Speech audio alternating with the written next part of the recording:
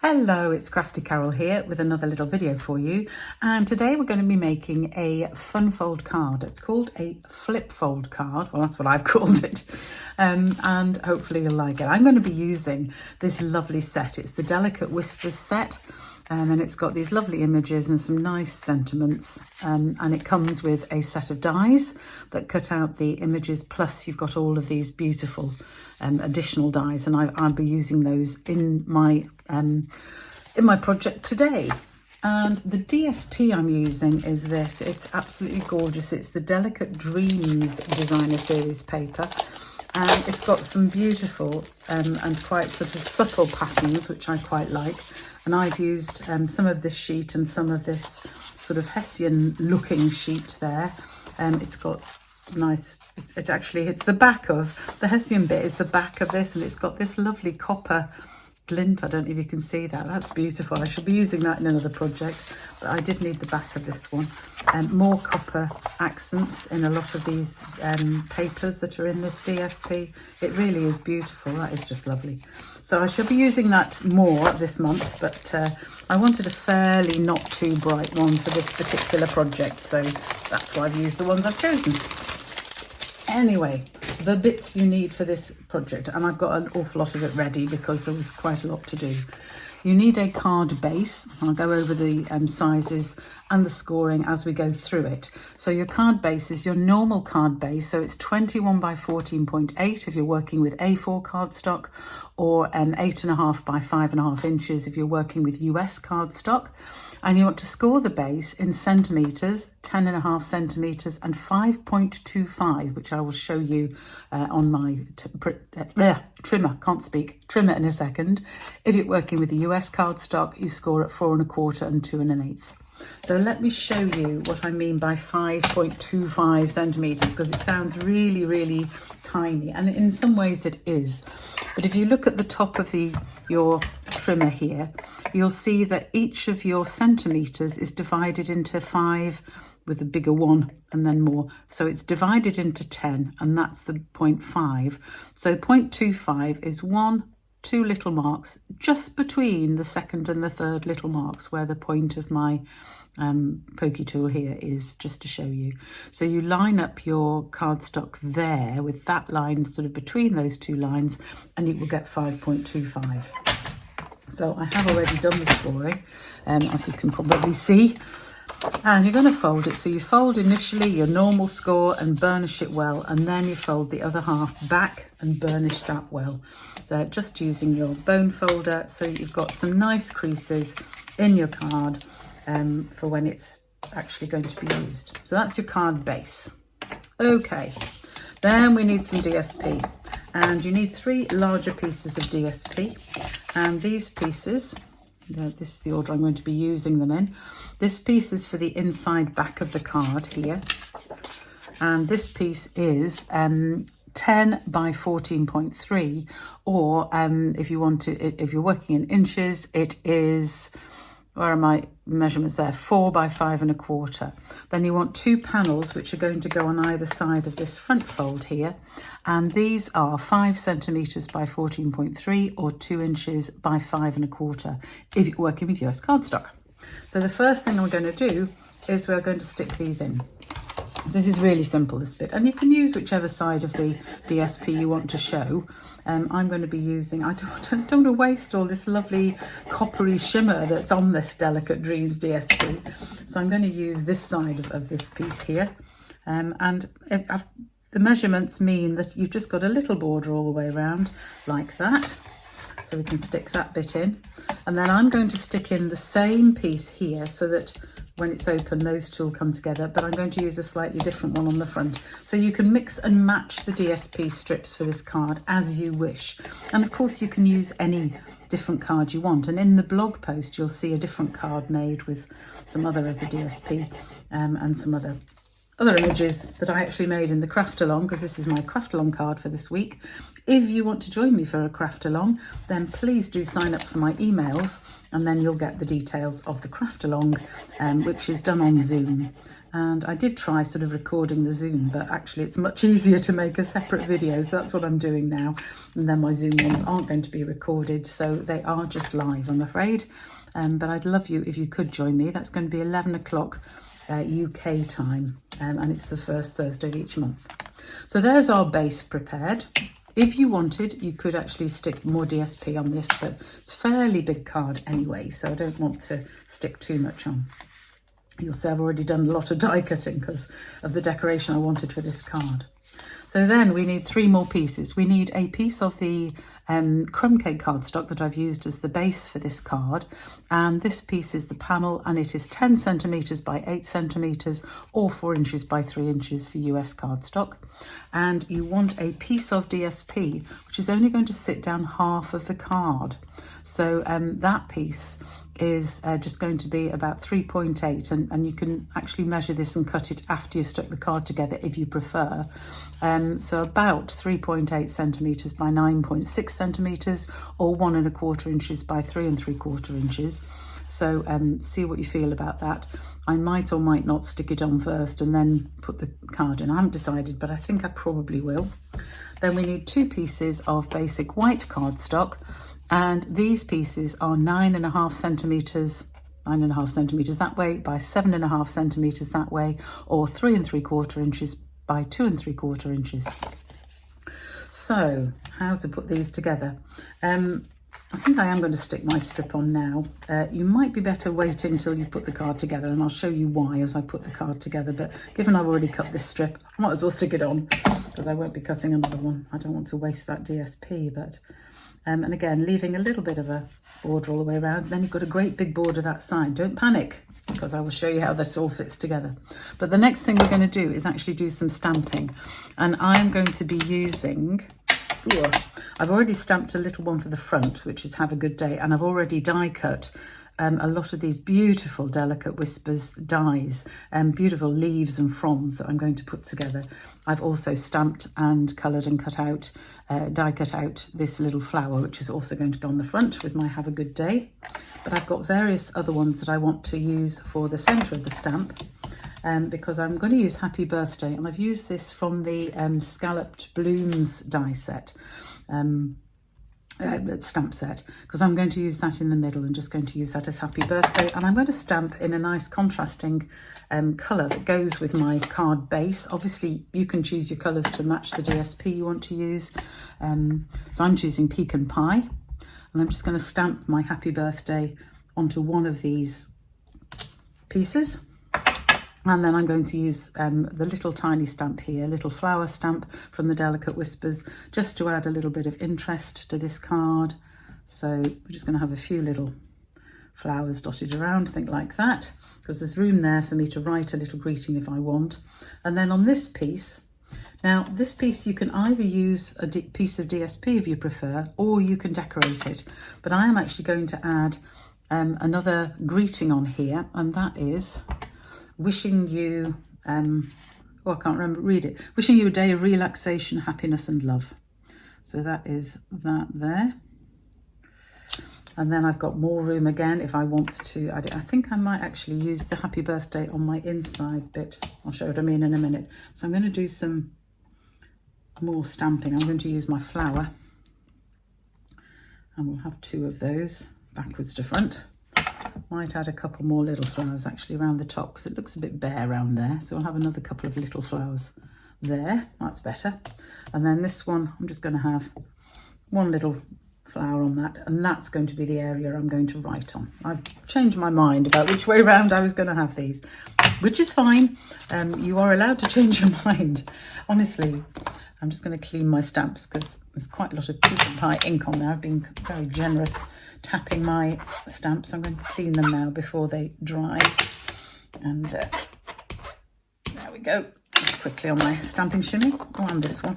I forgot this one. That's better. They look better. Right.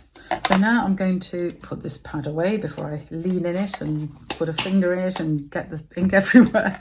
And I'm just using Crumb Cake blends to do my colouring, as you can see in this flower that I've already done. So I've got the light and the dark Crumb Cake, and I'm going to use the dark Crumb Cake just in the centre of my flowers here, like that, and also in the centre of these little ones. Oh, actually that crumb cake marker is not very good. I'm going to use the other end. That's better. Use my thinner end for those, that's better. And also for the leaf, I'm just going to add a little bit of colour in the dark, just where there'd be a little bit of shading there. That one would be nearly all shading, to be honest, because it'll be behind the flower. This side it's the other way around, so that's fine. I'm imagining my light coming in from here somewhere. And this one too. And then I'm just going to use the lighter one just to fill in the little edges of these little flowers. There's a little mark on the stamp that I'm just using as the guide for that. And then the same on these, just the little edges of the petals where they're showing, and filling in the leaves just with my light crumb cake, which is running out again. I think I get through more crumb cake markers than I do any other of the blend colours actually. But anyway, I'm just going to colour in those, blend them nicely. Let's go up and down the line a bit to make sure it's not a solid line. And there is my coloured leaves very quickly. Like that. You could add colour to those if you want. I'm sticking with my monochrome look here. And this piece, because this is going to show on the flip, is going to sit behind this crumb cake card here. So we'll just stick that on.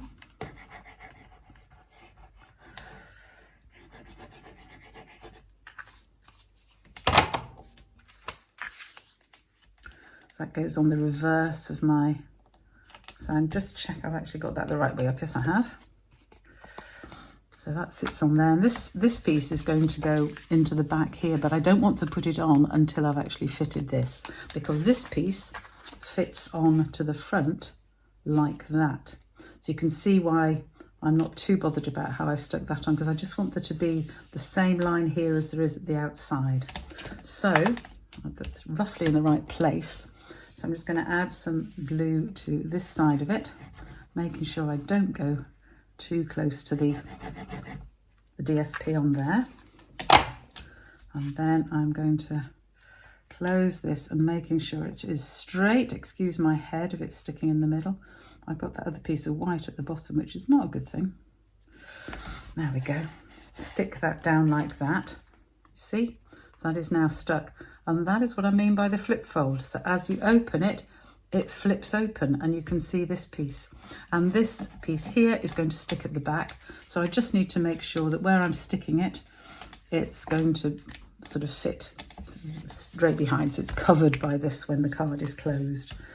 So you can measure it and put little pencil marks if you want to be absolutely exact about it. I am just going to guess this because why not? And it actually helps with the video to do it fairly quickly, because I can use this to line up and I know that it's sitting around there, and then when I close that it is covered, so I'm happy. So that is my flip mechanism. That's why we call it a flip-flop card, because this piece here flops open and flips closed. Which is a flip and which is a flop, I don't know. You can choose for that. But I've got somewhere to write on here, which is what I liked. If you preferred, you could leave this as DSP and obviously put a greeting panel on the back. That is totally up to you. But then I've got all sorts of bits here to stick on the front. Whoops. This is my Have a Good Day, which I'm just going to sort of stick here. I'm going to have some flowers. I'm going to work out where these go. And you can see the finished card when I rush through. So I've got these here and I've got some nice blooms. We might have some of these on here actually as well. Might put one on there. And I've got one and a bit of these because I had a bit of an accident with cutting one, but I kept the end because why not? I can still use it. So I might add a little bit down here actually. Why not? Make it look like that. Ooh, that's quite nice. So I'm just going to place all my various bits and then I shall stick them down as I feel.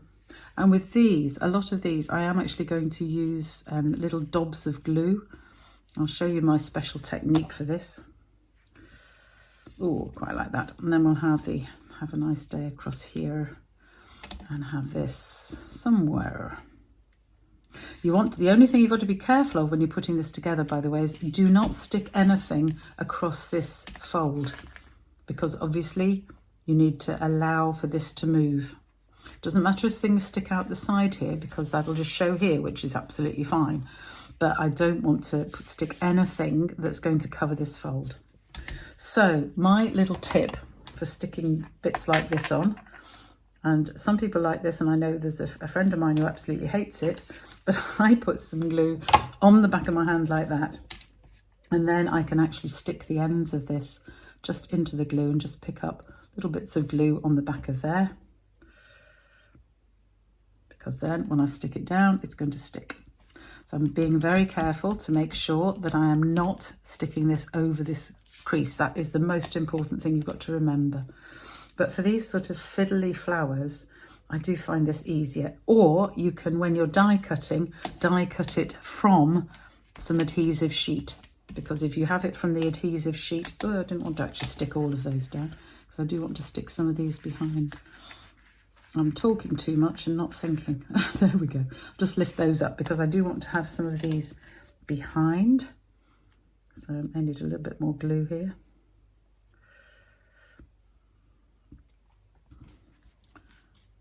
So I want some of these coming behind like that.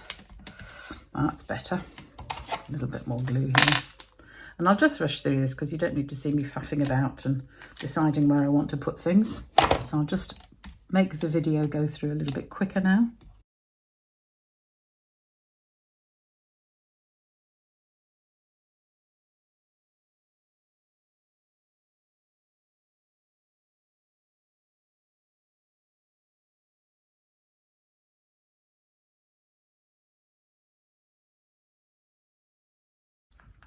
There we go. There is my finished card.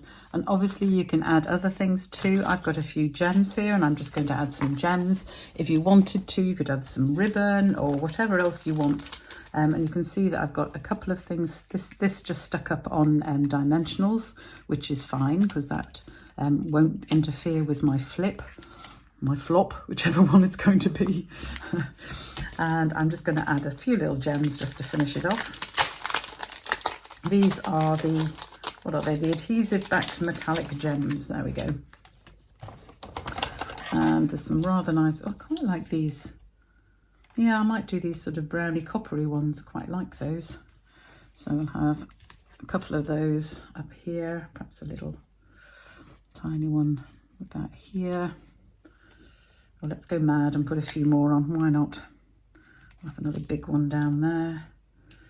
Another small one here, and a final small one just on that one. Why not? There we go. You can obviously take a bit more time than I did, but that is my flip-flop card. Don't forget to decorate your envelope. I'm using this flower on my envelope as well. And yeah, you can see the finished card in all its glory. Oh, I've just dropped my gems on the floor, trying to put them away. I'll find them later. Don't forget to decorate your envelope, and I hope you enjoy this flip-flop card, which can be made with any die set, any picture, anything you really want, anything you've got in your stash. So thank you for joining me today, and I hope you have a go at it. All of the instructions and the measurements can be found in my blog at craftycarolscards.co.uk, and I hope you'll find lots more inspiration in all the other blog posts there. And I hope you can join me again for a future video. Bye for now.